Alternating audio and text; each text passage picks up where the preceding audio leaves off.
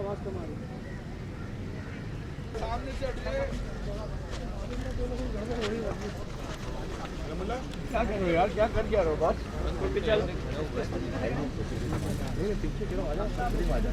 थोड़े से और पीछे आ जाओ, थोड़े से और पीछे आ जाओ, थोड़ा अंदर होके बैठो। थोड़ा सा कैमरा नीचे करना सर।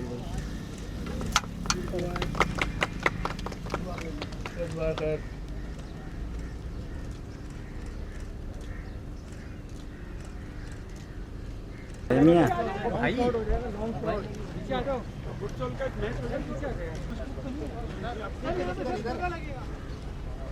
पौधा लगेगा, यहाँ है रास्ता, इधर बैठ जाओगे, जाओ यार भाई, मोबाइल हटो बस, सुहेल मोबाइल हटाओ भाई, सुहेल कहाँ चले भैया, हटाओ कैमरा, हटाओ पीछे करो। शर्ट वाले भाई आप हट जाओ, शर्ट वाले फ्रेम नहीं आ रहा, आप उस तरफ चले जाओ ना। अरे फ्रेम की बजा रही है, आप बैठ जाओ यार, सारी फ्रेम की बजा रही है, ब्लू शर्ट वाली। अबे ऐसा तू तो पीछे हो यार, पीछे से भाई आप बैठ जाओ।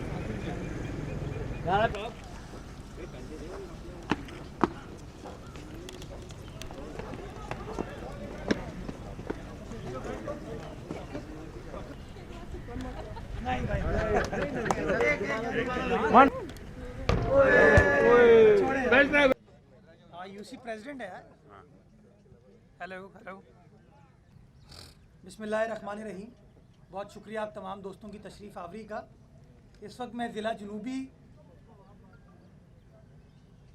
क्लिफ्टन के एरिया में मौजूद हूँ। मेरे साथ पाकिस्तान पीपल्स पार्टी के सीनियर रहनुमा नजमी आलम साहब, करमुल्ला वकासी साहब, शौकत गिलगिती साहब, इमरान भरोई साहब मौजूद हैं, और मेरे साथ डीएमसी साउथ की इंतज़ामिया, डीएमसी साउथ के एडमिनिस्ट्रेटर डॉक्टर अफशार रुबाब, म्यूनसिपल कमिश्नर अख्तर शेख, और जो बिलखुसूस यहाँ का पार्क्स डिपार्टमेंट है उसका अमला मौजूद है।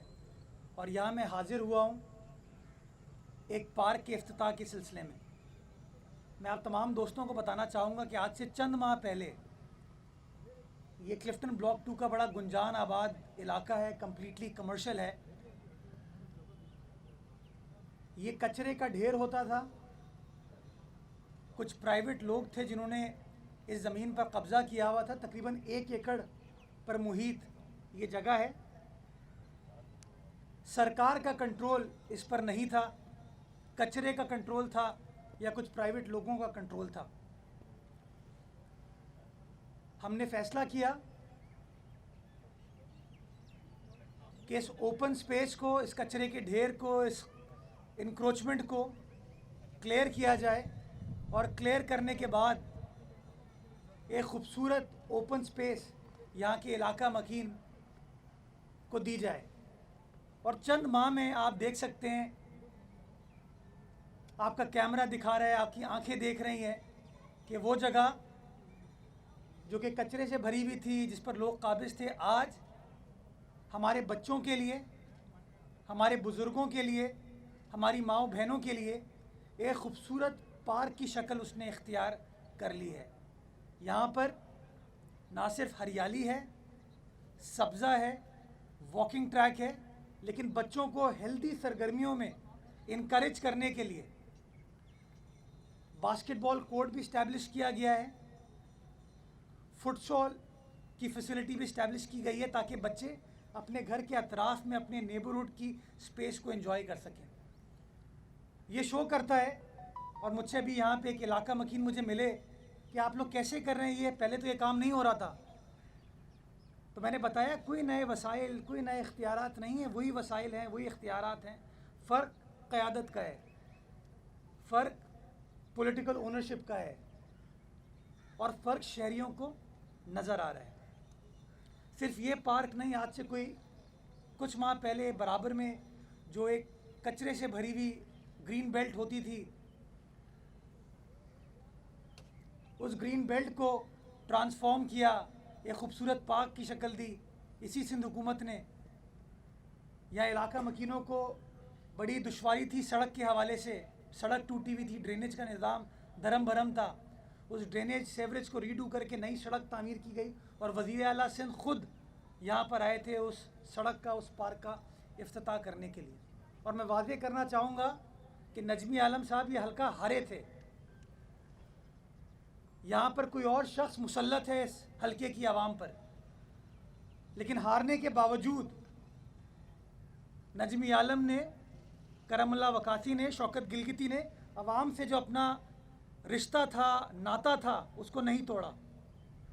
आवाम के साथ जो कनेक्शन था उसको कायम व दायम रखा। और आज आप देख सकते हैं कि वो जो पॉलिटिकल विजन है उसको डीएमसी साउथ की इंतज़ामिया, केएमसी, तमाम स्टेक होल्डर्स उसको एग्जीक्यूट करने में कार फरमा है। मुझसे बड़े लोग पूछते हैं कि आप पार्क क्यों इस्टेब्लिश कर रहे हैं। मैं ये भी वादे करना चाहूँगा, क्योंकि हम साबित करना चाहते हैं कि वसाइल की कभी भी कमी नहीं थी। इस शहर को, जब इस शहर के मास्टर प्लान को कंसीव किया गया था, उसको डेवलप किया गया था, इस शहर को, चाहे वो डिस्ट्रिक्ट साउथ का क्लिफ्टन का एरिया हो, डिस्ट्रिक्ट ईस्ट में गुलशन का एरिया हो, गुलिस्तान जौहर हो, डिस्ट्रिक्ट सेंट्रल में नाज़माबाद, नॉर्थ नाज़माबाद फेडरल बी एरिया का एरिया हो, बड़े एहसन अंदाज से इसकी प्लानिंग की गई थी। हर इलाके के अंदर नेबरहुड पार्क्स थे, बड़ी बड़ी सड़कें थीं, शाहराएँ थीं। बदकिस्मती के साथ वो पार्क, वो ओपन स्पेस, वो प्लेग्राउंड चाइना कटिंग के नज़र हुए, वो बंगले कमर्शलाइजेशन की नज़र हुए, और शहर की ग्रोथ में ये जो ओपन स्पेसेस थी शहरियों के लिए कहीं छुप गई। तो हमने पिछले दिनों फैसला ये किया कि उन ओपन स्पेसेस को रिवाइव किया जाए कि शहरी खुली फिजा में सांस ले सकें, शहरी माएँ बहनें बुज़ुर्ग बच्चे बाहर निकल सकें। और आपने देखा कि इस तरह के सिलसिले में पहल बिलावल भुट्टो जरदारी साहब ने की, जब सदर के गुंजान आबाद एरिया में पीपल्स स्क्वायर का इफ्तिताह पाकिस्तान पीपल्स पार्टी के चेयरमैन बिलावल भुट्टो जरदारी ने किया।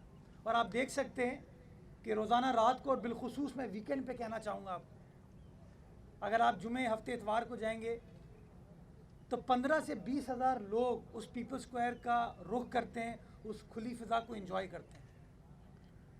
इसी तरह हमने पीछे क्लिफ्टन अर्बन फॉरेस्ट इस्टेब्लिश किया है, ईस्ट में किडनी हिल को डेवलप किया है, इब्राहिम हैदरी की तरफ फिशरमैन राउंड अबाउट हो, मलीर की तरफ एक और पीपल्स स्क्वायर हो, और अब हम लियारी ककरी ग्राउंड को डेवलप करने जा रहे हैं, मलीर 15 की सड़क को, काला बोर्ड की सड़क को डेवलप करने जा रहे हैं, बोर्ड बेसिन के एरिया को डेवलप करने जा रहे हैं, गिजरी के एरिया को डेवलप करने जा रहे हैं। ये शो करता है कि नीयत साफ, मंजिल आसान, और हमारी क़यादत का क्लैरिटी के साथ ये विज़न है कि हमारी ओपन स्पेसेस को एक बार फिर शहरियों के लिए रिकैप्चर करना है, शहरियों के लिए खोलना है। और आपको नज़र आ रहा है कि वो काम होते हुए नज़र आ रहा है कराची के हर ज़िले में। मैं हफ्ते के रोज़, जहाँ मैंने कश्मीर पार्क का इफ्तिताह किया पुरानी सब्ज़ी मंडी के मकाम पे, उसके साथ साथ डिस्ट्रिक्ट सेंट्रल में एक लियाकताबाद में जो कचरा कुंडी होता था या किसी सियासी जमात का यूनिट ऑफिस होता था, उसको पार्क की शक्ल दी। फेडरल बी एरिया में एक और पार्क ओपन किया। आज मैं यहाँ पर आया हूँ, इसके बाद मैं सदर का रुख कर रहा हूँ, और वहाँ पर 2 और पार्क हैं जिनको खोलने जा रहे हैं हम। कल बंस गार्डन, जो हमने, बड़ा तारीख़ी पार्क है कराची का, जो कि अगेन बुरी नज़र उसको लग गई थी, दरवाजे बंद कर दिए गए थे, उसको तब्दील किया, रिवैम्प किया, और कल इंशाल्लाह आपको हम दावत देंगे वहाँ पर कि आप आके देखें कि वो कराची जो कि कचरे के नाम से जाना जाता था, नेगेटिविटी के नाम से जाना जाता था, आज उस कराची में आपको फूल नज़र आ रहे हैं।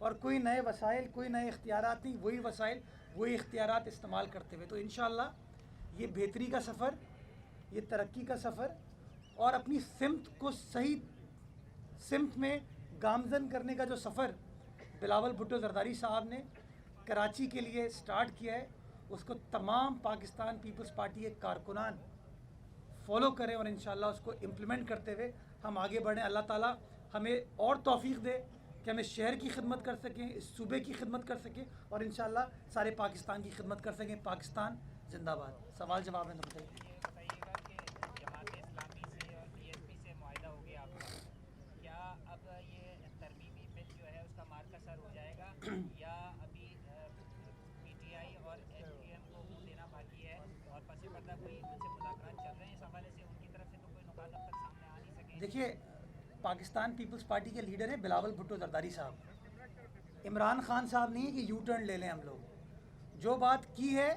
वो करेंगे, जिन चीज़ों पे अंडरस्टैंडिंग हुई है उनको एग्जीक्यूट किया जाएगा। कानून साजी का प्रोसेस स्टार्ट कर दिया गया है, उसके अंदर समरी वगैरह मूव होती है, समरी को इनिशिएट कर दिया गया है, काबीना से मंजूरी करा के 11 फरवरी को इजलास तलब किया गया है। अगर 11 फरवरी से पहले काबीना उसको मंजूर कर देती है तो अभी उसको असेंबली में ले आएंगे, अगर नहीं कर पाती तो उसके बाद ले आ जाएगा। लेकिन हम कमिटेड हैं कि जिन जिन चीज़ों के ऊपर, जैसे मिसाल के तौर पर हेल्थ और एजुकेशन के ऊपर बड़ी तनकीद हुई, मैं आज भी समझता हूँ कि सिंध हुकूमत उन अस्पतालों को और बेहतर तरीके से चला सकती है। लेकिन चूँकि जमात इस्लामी के दोस्तों ने और सियासी जमातों ने इसके ऊपर तनकीद की कि इसको बल्दियात के पास रहना चाहिए, तो हमने उनकी तनकीद का एहतराम करते हुए, उनकी राय का एहतराम करते हुए इत्तफ़ाक़ कर लिया। इसके लिए जो कानूनी तरमीम लाने की ज़रूरत है वो ले आई जाएगी। वाटर बोर्ड के हवाले से बात की गई, वो कानूनी तरमीम ले आई जाएगी। तो तमाम चीज़ें जहाँ जहाँ अंडरस्टैंडिंग है उसके अंदर कोई दूसरी राय नहीं है। वज़ीर आला सिंध खुद जमात इस्लामी के पास गए थे बात करने के लिए, तो शो करता है कि हम लोग पॉलिटिकल डायलॉग में बिलीव करते हैं, सियासी मशावरत में बिलीव करते हैं और मशावरत करते हुए जिस तरह भी मसाइल हम हल कर सकते हैं कानूनी आइनी एतबार से, इंशाल्लाह वो तमाम चीज़ें की जाएंगी। अच्छा मुद्दा साहब, ये मुख्तलिफ इदारों के सर्वे आपने पढ़े होंगे अखबारात में, इनकी जीनत बने हैं, महंगाई को सबसे बड़ी नाकामी इस हुकूमत की करार दिया गया है। तो पीपल्स पार्टी, नून लीग मुलाकातें भी कर रहे हैं, हुकूमत गिराने की बातें भी हो रही है। आप लोगों के पास क्या प्लान है कि आवाम को पूरी रिलीफ देंगे और किस तरह से? देखिए, 13% इस वक्त इन्फ्लेशन है जनवरी के महीने में, ये बैनुल-अक़वामी इदारे भी कह रहे हैं, पाकिस्तान ब्यूरो ऑफ स्टेटिस्टिक्स भी कह रहे हैं। तो पाकिस्तान में हुकूमत तो इमरान खान साहब की है, आपके सामने है, चाहे बिजली हो, गैस हो। खैर गैस तो मिल नहीं पा रही अनफॉर्चुनेटली, बिलखुसूस हमारे सूबे में तो गैस मैसर ही नहीं है लोगों को, बिकॉज पता नहीं क्या दुश्मनी है इमरान खान साहब की हमसे। आटा, चीनी, फर्टिलाइज़र, कोई एक चीज़ आप बात कर लें जिसकी कीमत वफाकी हुकूमत ने अंडर कंट्रोल रखी हुई हो। ये किसी चीज़ को कंट्रोल करने पर बिलीव नहीं करते। क्यों? क्योंकि हर जगह इनकी अपनी माफियाज मौजूद हैं। अगर चीनी की किल्लत होती है और कुछ शुगर माफिया के लोग पैसे कमाते हैं, उनके ताने बाने आप चेक करेंगे तो कहीं ना कहीं पीटीआई से माजी में भी मिलते होंगे, आज भी मिलते होंगे। अद्वियात की बात करेंगे तो आपको पता है कि कौन कौन उसके अंदर मुलव्वस है। पेट्रोलियम की बात कर लें, कौन लोग मुलव्वस हैं। तो जब तक ये मफादात का टकराव, जो कि इस हुकूमत की ख़ास बात है, ये जो कॉन्फ्लिक्ट ऑफ इंटरेस्ट इस हुकूमत की ख़ास बात है, जब तक ये कॉन्फ्लिक्ट ऑफ इंटरेस्ट वाली हुकूमत घर नहीं जाएगी, मैं समझता हूँ मामला तय नहीं हो सकते। आपको याद होगा सोमरो साहब, आसिफ अली जरदारी साहब पाकिस्तान के सदर थे, पाकिस्तान पीपल्स पार्टी की हुकूमत थी। माजी में परवेज़ मुशर्रफ साहब के दौर में पाकिस्तान गंदम इम्पोर्ट करता था। ये पीपल्स पार्टी की प्रो एग्रीकल्चर पॉलिसीज़ थी, किसान दोस्त पॉलिसीज़ थी कि पाकिस्तान ने गंदम वाफिर मकदारों में पैदा करनी शुरू की और हम इंपोर्ट करने से एक्सपोर्ट करने के फेज़ में आगे थे 2011 में। मैं आप तमाम दोस्तों की तवज्जो मबजूल कराना चाहूँगा इकनॉमिक सर्वे ऑफ पाकिस्तान की लेटेस्ट शुमारे पर। अगर आप उसके कागजात पढ़ेंगे तो आपको नज़र आएगा कि किस तरीके से पिछले 10 सालों में पाकिस्तान के एग्रीकल्चर सेक्टर को किसान दुश्मन पॉलिसीज़ की वजह से नुकसान पहुँचाया गया। और मैं समझता हूँ वक्त आ गया है, पाकिस्तान की 65% आबादी जो है वो एग्रीकल्चर से रिलेटेड है।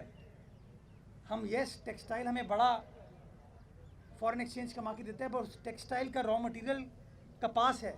अगर हमारा किसान कपास नहीं उगाएगा, अगर उसको सही पैसे नहीं मिलेंगे, उसको इंसेंटिव्स नहीं मिलेंगे, तो वो कपास सही नहीं उगा पाएगा। और जब कपास नहीं उगाएगा तो आपको कपास भी, कॉटन को भी इम्पोर्ट करना पड़ेगा। और आप देख सकते हैं कि पिछले 1-1.5 साल में इमरान खान साहब की हुकूमत की वजह से इवन कॉटन को इस वक्त पाकिस्तान में इम्पोर्ट किया गया। तो फ़ायदा क्या टेक्सटाइल एक्सपोर्ट करने का, अगर उस टेक्सटाइल को बनाने के लिए आपको कॉटन को इम्पोर्ट करना पड़ रहा है। तो खुदारा मैं इनसे गुजारिश करना चाहूँगा कि किसान दोस्त पॉलिसीज़ बनाएं, किसानों को इंसेंटिवाइज़ करें, ताकि किसान जो है आपकी गंदम भी पैदा करे, चीनी भी पैदा करे, चावल भी करे, कपास भी करे। और जो एसेंशियल आइटम्स को हमें बाद में इंपोर्ट करना पड़ता है और अपना ज़र मुबादला इसके ऊपर ख़र्च करना पड़ता है, इसकी ज़रूरत हमें पेश ना आए। अच्छा सर, इमरान खान साहब इस वक्त दौरा चीन में हैं, क्या सोचते हैं ये दौरा कामयाब रहा?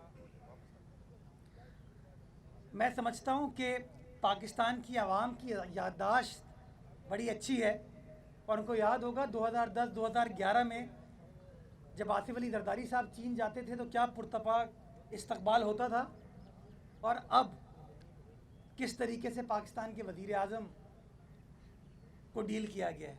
मैं समझता हूँ वो जो वीडियोस हैं वो सोशल मीडिया पर तो चल रही हैं, आप टीवी के दोस्त भी इसको चलाएं ताकि लोगों को नज़र आए कि बैनुल अक़वामी क़यादत, बैनुल अक़वामी लीडर्स पाकिस्तान की मौजूदा क़यादत के बारे में क्या सोचते हैं और जो माजी की हमारी क़यादत थी उसके बारे में क्या सोचते हैं। चीन की अगर आप मिसाल लेते हैं तो चीन के साथ एक स्पेशल बॉन्ड है, जिस तरह पाकिस्तान की आवाम का, उसी तरीके से पाकिस्तान पीपल्स पार्टी का। शहीद भुट्टो साहब ने पाकिस्तान चीन दोस्ती की, कहते हैं ना कि वो हिमालय की बुलंदियों तक लेके गए, वो भुट्टो साहब के दौर में हुआ।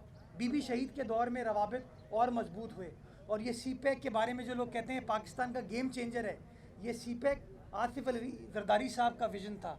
आसिफ जरदारी साहब ने उन तमाम चीज़ों को मैनेज किया जिसकी वजह से सीपैक को यकीनी बनाया जा सका, और वो गवादर का पोर्ट जो कि माजी में काफ लीग की हुकूमत में सिंगापुर के हवाले कर दिया था, उस पोर्ट को चीन के हवाले किया गया ताकि सीपैक की बुनियाद अमली एतबार से रखी जा सके। तो ये शो करता है कि चीनी क़यादत को भी वो गुजरा हुआ टाइम याद आ रहा है जब ऐसी क़यादत पाकिस्तान में मौजूद थी, जो संजीदा थी, जो चीज़ों को समझती थी और जेन्युइनली रवाबित को बढ़ाना चाहती थी और उन रवाबित का फ़ायदा अपनी कौम, अपनी आवाम के लिए